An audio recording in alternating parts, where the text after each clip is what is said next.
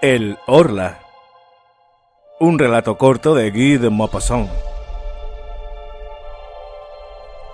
El doctor Magande, el más ilustre y eminente de los alienistas, les había rogado a 3 de sus colegas y a 4 sabios, que se ocupaban de las ciencias naturales, que fueran a pasar una hora a la casa de salud que él dirigía, porque quería que conocieran a uno de sus enfermos. Tan pronto como sus amigos se hubieron reunido, les dijo: «Voy a someterles el caso más extraño e inquietante con el que me he topado nunca. Por otra parte, no tengo nada que decirles de mi cliente. Él mismo les hablará». Entonces el doctor llamó. Un criado hizo entrar a un hombre. Era muy flaco, de una flaqueza cadavérica, como son flacos algunos locos a los que corroe un pensamiento, pues el pensamiento enfermo devora la carne del cuerpo más que la fiebre o la tisis. Tras haber saludado y haber tomado asiento, dijo: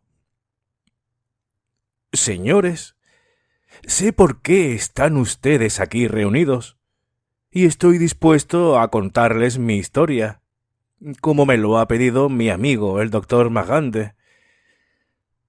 Durante mucho tiempo me tuvo por loco. Actualmente tiene sus dudas. Dentro de un rato sabrán todos ustedes que tengo una mente tan sana, lúcida y clarividente como las suyas. Por desgracia para mí, para ustedes y para la humanidad entera. Pero quisiera empezar por los propios hechos, simplemente por los hechos. Estos son: tengo 42 años. No estoy casado. Mi fortuna me basta para vivir con un cierto lujo. Así pues, vivía en una propiedad a orillas del Sena, en Visacht, cerca de Rouen. Me gusta la caza y la pesca.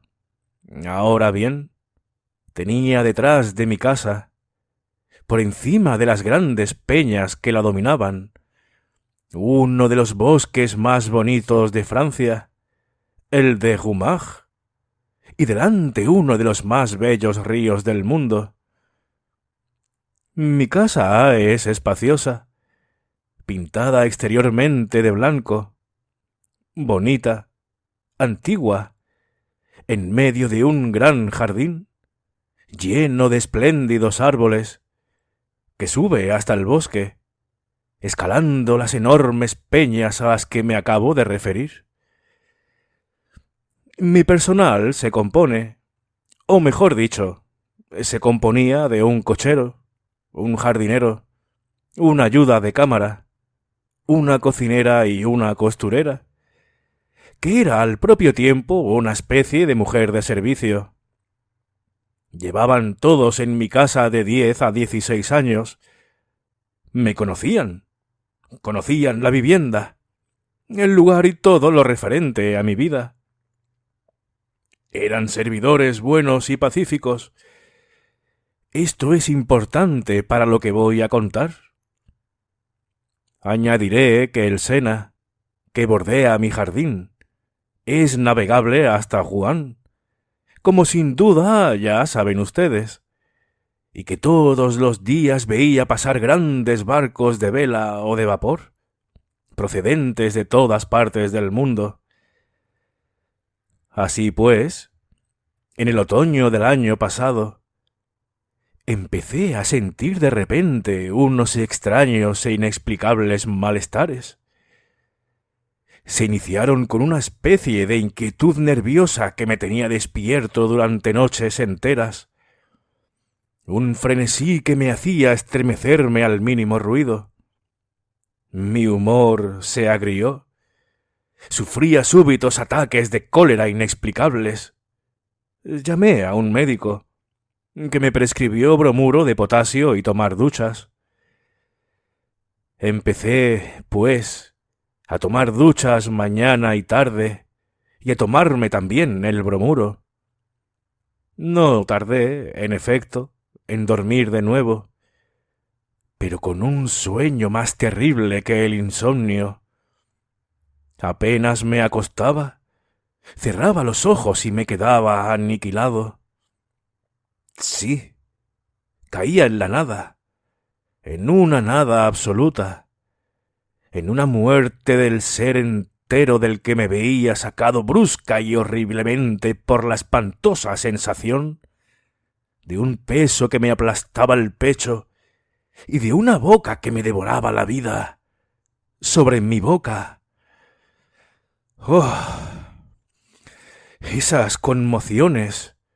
No conozco nada más espantoso. Imagínese un hombre que es asesinado mientras duerme, que se despierta con un cuchillo en la garganta y que está, con los estertores de la agonía, cubierto de sangre, y que ya no puede respirar, y que se va a morir, y que no comprende lo que pasa. Eso es. Yo adelgazaba de manera inquietante, continua, y de repente me di cuenta de que mi cochero, que era muy gordo, comenzaba a enflaquecer igual que yo. Le pregunté finalmente: «¿Qué le pasa, Jean? ¿Está usted enfermo?» Él respondió: «Creo que he contraído la misma enfermedad que el señor. Mis noches hacen que mis días sean insoportables». Pensé, pues, que había en la casa una calentura debida a la cercanía del río, e iba a irme para 2 o 3 meses, por más que estábamos en plena temporada de caza, cuando un pequeño hecho muy extraño, observado por casualidad, me llevó a una serie tal de descubrimientos increíbles, fantásticos, aterradores, que me quedé. Una noche que tenía sed, me tomé medio vaso de agua y observé que mi botella, puesta sobre la cómoda enfrente de mi cama, estaba llena hasta el tapón de cristal. Durante la noche tuve uno de esos despertares espantosos a los que acabo de aludir.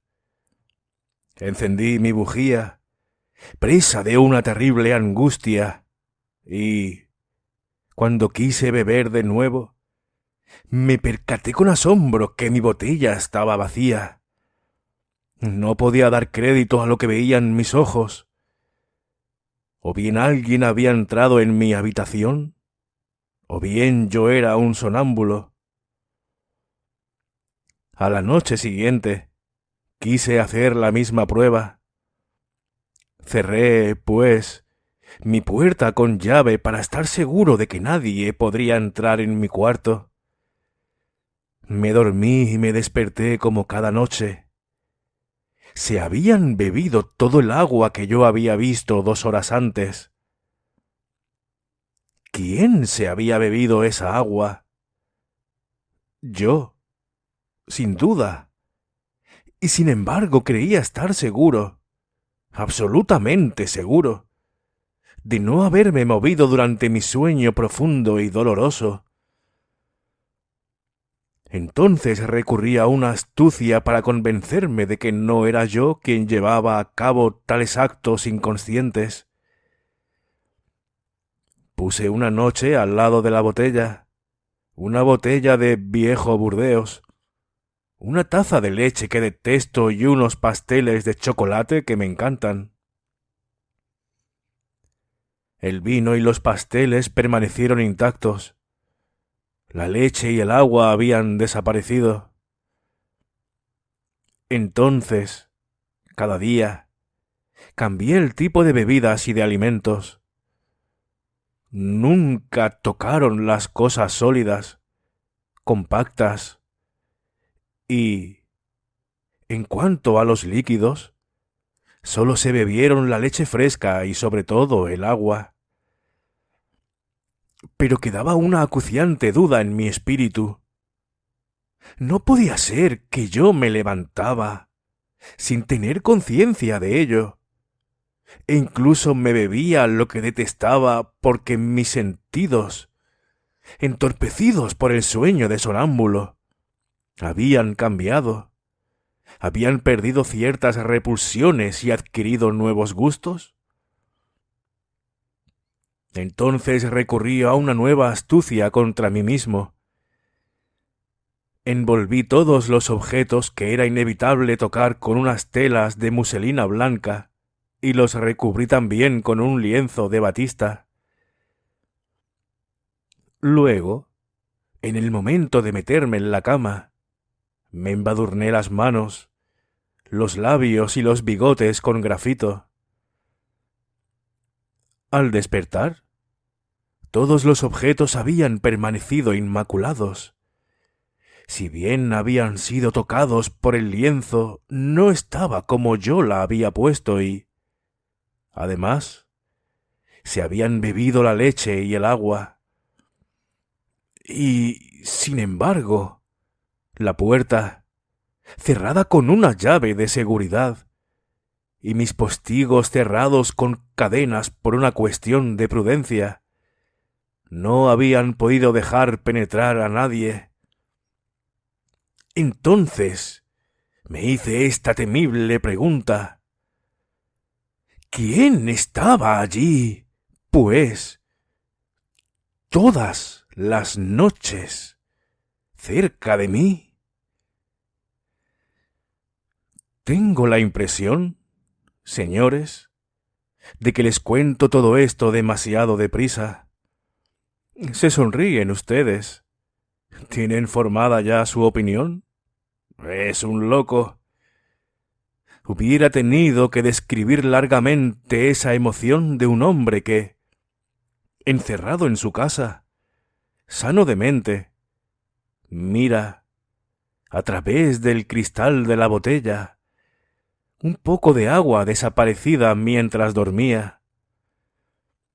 Hubiera tenido que hacerles comprender ese tormento, renovado cada noche y cada mañana, y ese invencible sueño y esos despertares todavía más espantosos. Pero continúo. De repente, cesó el prodigio. Ya no tocaban nada en mi habitación. La cosa se había acabado. Me sentía mejor, por lo demás. Estaba recuperando la alegría cuando me enteré de que uno de mis vecinos, el señor Leggett, se encontraba exactamente en el estado que yo mismo me había visto. Creí de nuevo que había una especie de calentura en aquel lugar. Mi cochero me había dejado desde hacía un mes, muy enfermo. Había pasado el invierno, comenzaba la primavera.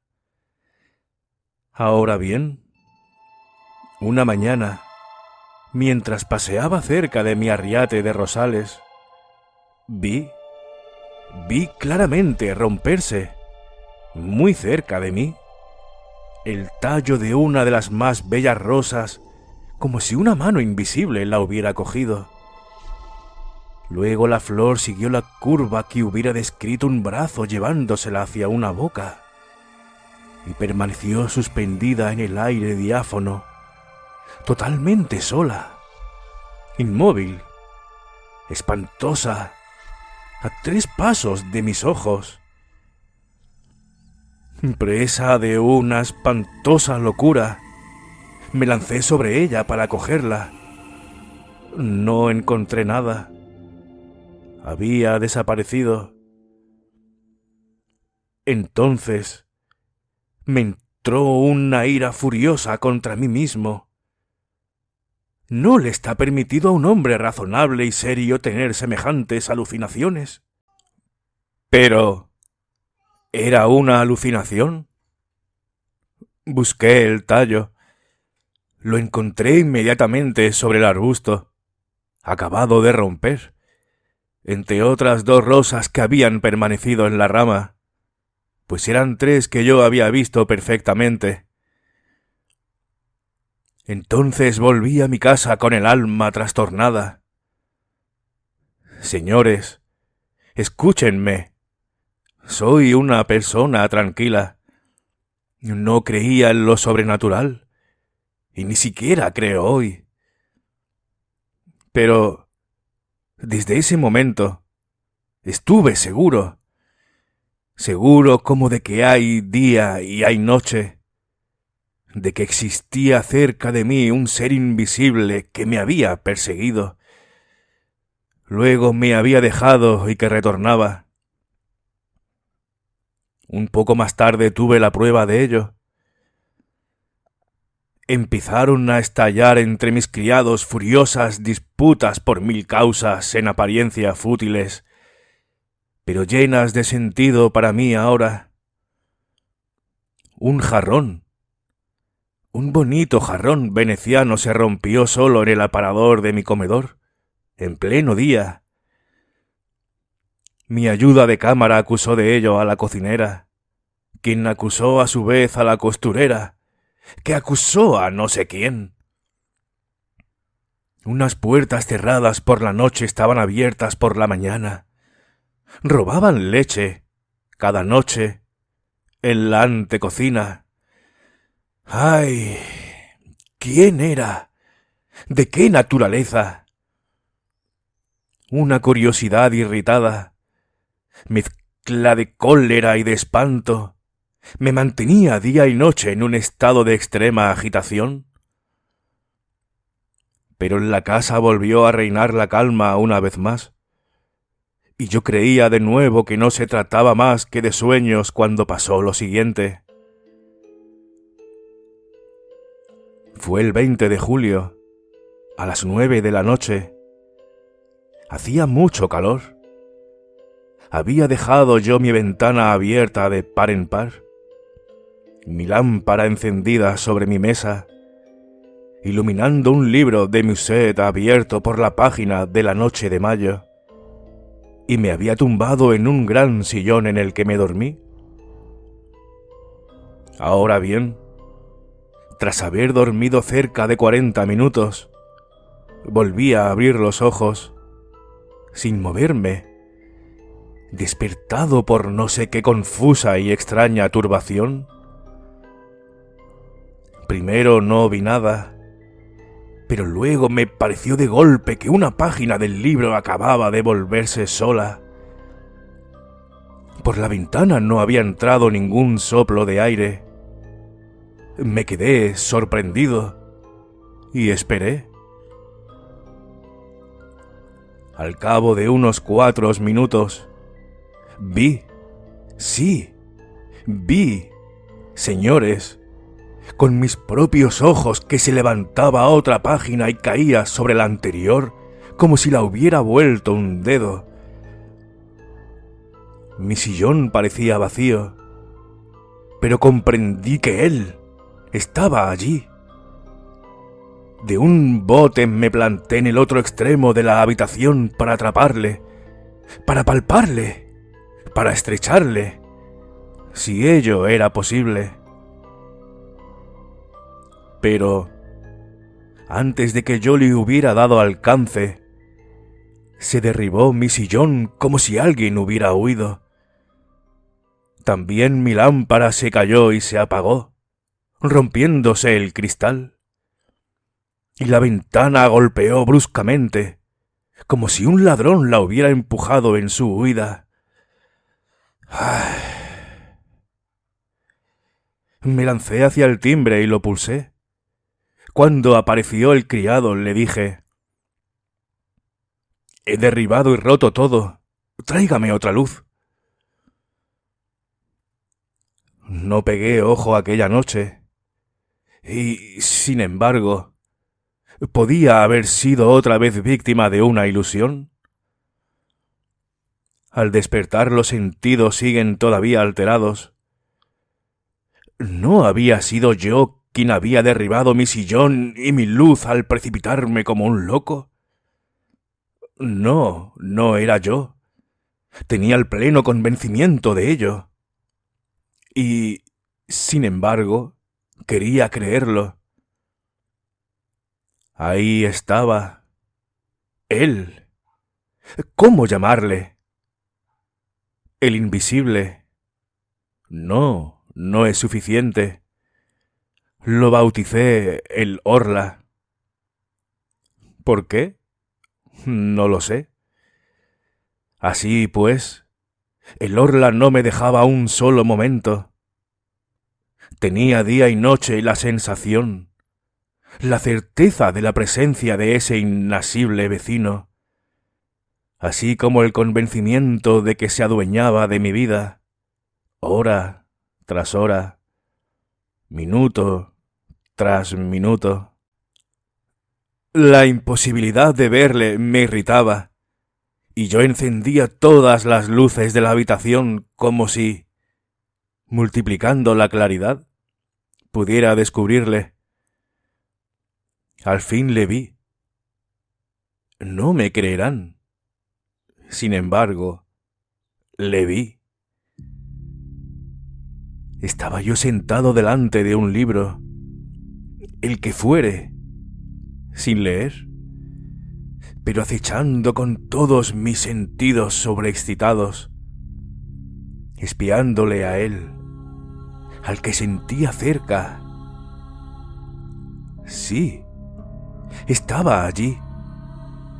Pero, ¿dónde? ¿Qué hacía? ¿Cómo echarle el guante? Enfrente de mí, mi cama.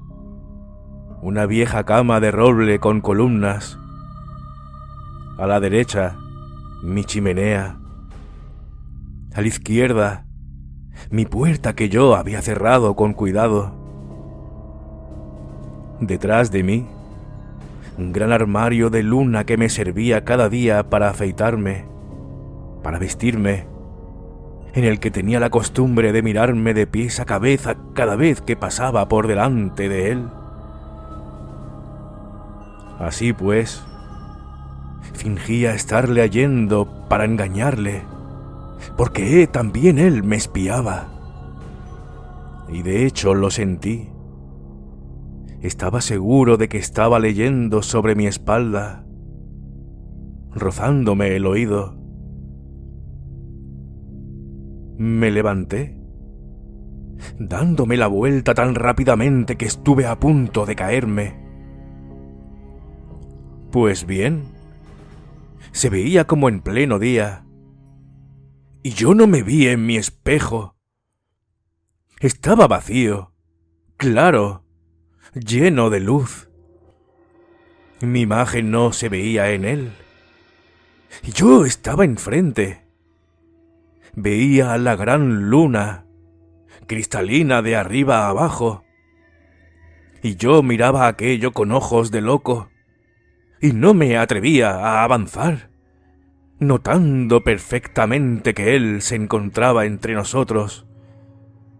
Él, y que se me escaparía de nuevo, pero que su cuerpo imperceptible había absorbido mi reflejo.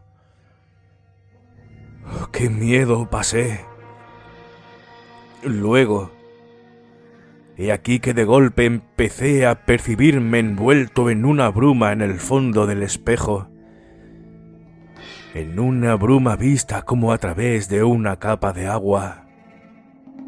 Y me parecía que aquella agua se desplazaba lentamente de izquierda a derecha, volviendo más precisa mi imagen segundo tras segundos. Era como el final de un eclipse. Lo que me ocultaba no parecía poseer unos contornos claramente definidos, sino más bien una especie de transparencia opaca que se iba aclarando poquito a poco.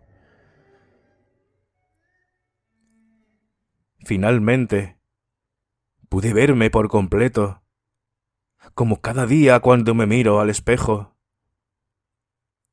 Lo había visto. Me quedó en el cuerpo un espanto que todavía me produce escalofríos. Al día siguiente estaba aquí, donde rogué que me mantuvieran encerrado. Concluyo ya, señores. El doctor Magande, tras haber dudado largamente, decidió hacer solo un viaje a mi región. Hoy, 3 de mis vecinos están afectados por lo mismo que sufrí yo. ¿No es cierto? El médico respondió. Lo es. Usted les aconsejó que dejaran cada noche en la habitación leche y agua para ver si estos líquidos desaparecían. Ellos así lo hicieron. ¿Y no desaparecieron la leche y el agua como en mi caso? El médico respondió con solemne gravedad. ¿Desaparecieron?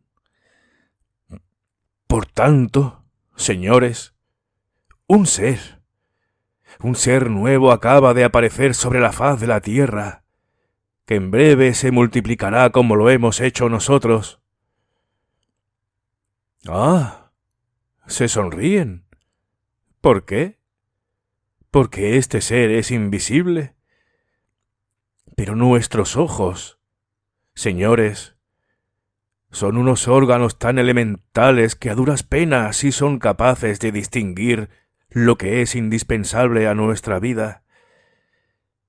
Se les escapa lo demasiado pequeño, se les escapa lo demasiado grande, se les escapa lo demasiado lejano.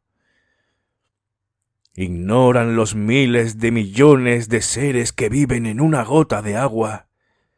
Ignoran los habitantes, las plantas y el suelo de las estrellas vecinas. No ven siquiera lo que es transparente. Pónganles delante un cristal sin el estaño que hace que sea un espejo y no lo verán, haciendo que nos golpeemos contra él como el pájaro encerrado dentro de una casa se rompe la cabeza contra los cristales. Por tanto, no ven los cuerpos sólidos y transparentes que existen, no ven el aire del que nos alimentamos, no ven el viento que es la mayor fuerza de la naturaleza, que derriba a los hombres, abate los edificios, arranca los árboles de raíz, hace alzarse el mar en montañas de agua que destruyen los acantilados de granito. ¿Qué tiene de extraño que no vean un cuerpo nuevo, a quien falta sin duda la propiedad de ser opaco ante la luz? ¿Pueden ver la electricidad? Y, sin embargo, existe este ser, que he llamado el Orla, también existe. ¿Quién es? El que la tierra espera después del hombre, el que viene a destronarnos, a someternos, a sojuzgarnos, a alimentarse de nosotros, quizá, como nos alimentamos nosotros de los bueyes y de los jabalíes. Desde hace siglos se le presiente, se le teme y se le anuncia. El miedo a lo invisible persiguió siempre a nuestros padres. Ha venido. Todas las leyendas sobre las hadas, los gnomos, los maléficos e inasibles pobladores del aire, hablaban de él, presentido por el hombre que tiembla ya de miedo. Y todo cuanto ustedes mismos, señores, hacen desde hace algunos años, lo que dominan el hipnotismo, la sugestión, el magnetismo, es a él a quien anuncian, a quien profetizan. Les digo que ha venido. Merodea inquieto también él, igual que los primeros hombres, ignorante aún de su fuerza y de su poder, de los que no tardará en tener conciencia, demasiado pronto. Y he aquí, señores, para terminar, Un fragmento de periódico que cayó en mis manos y que proviene de Río de Janeiro. Leo. Una especie de epidemia de locura parece hacer estragos desde hace algún tiempo en la provincia de Sao Paulo. Los habitantes de varios pueblos han huido, abandonando sus tierras y sus casas, afirmando que son perseguidos y devorados por unos vampiros invisibles que se nutren de su respiración, mientras ellos duermen y que solo beben agua y a veces leche. Añado, algunos días antes del primer ataque de la enfermedad que casi me llevó a la tumba, recuerdo perfectamente haber visto pasar entre los árboles un gran buque de 3 palos brasileños con su pabellón desplegado. Ya les he dicho que mi casa está a orillas del agua, pintada totalmente de blanco. Iba escondido sin duda en ese barco. No tengo nada más que añadir, señores. El doctor Marrande se levantó y murmuró: tampoco yo. No sé si este hombre está loco o si lo estamos los dos. O si nuestro sucesor ha llegado realmente.